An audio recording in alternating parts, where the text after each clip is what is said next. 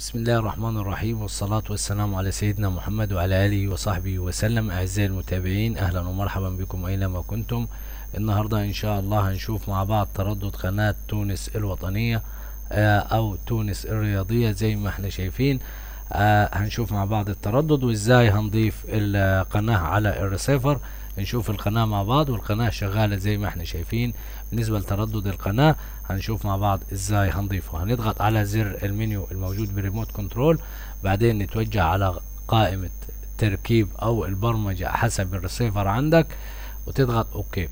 بعدين بتتوجه، هيدا تظهر لك كلمة السر زي كده، بتحط 4 اصفار. بعدين بتظهر لك قائمة حسب الريسيفر عندك، ممكن تلاقي قائمة المصادر او مزيد تي بي او اضافة تردد او انشاء قناة. احنا هنضغط على قائمة المصادر وهنبدأ نضيف التردد عندي موجود والقناة شغالة زي ما ظاهر على الشاشة. لو مش موجود عندك وعايز تضيف التردد، هتضغط على الزر الأحمر أو الأخضر حسب اللون المكتوب عليه عندك إضافة، ونبدأ نضيف. والتردد 10 8 7 2، التردد 10 8 7 2. هنضغط 10 8 7 2. هنخلي معدل الترميز 27,500، 27,500.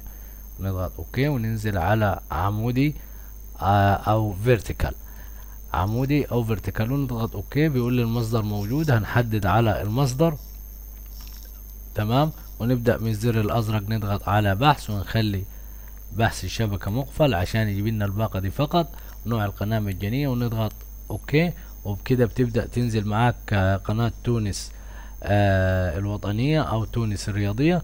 هنشوفها مع بعض، ننتظر ثواني. كده نزلت معانا الباقة، فيها 21 قناة. هنشوف القناة مرة ثانية على الريسيفر. القناة شغالة، دي تونس 2 ودي تونس 1 اللي احنا بحثنا عنها، اللي هي 10 872. التردد ظاهر اسفل القائمة. ودي تردد تونس 2 والتردد 11 900 على النايل سات. ان شاء الله الفيديو يعجبكم، ما تنسوش اللايك والاشتراك وتفعيل زر الجرس، والسلام عليكم ورحمة الله.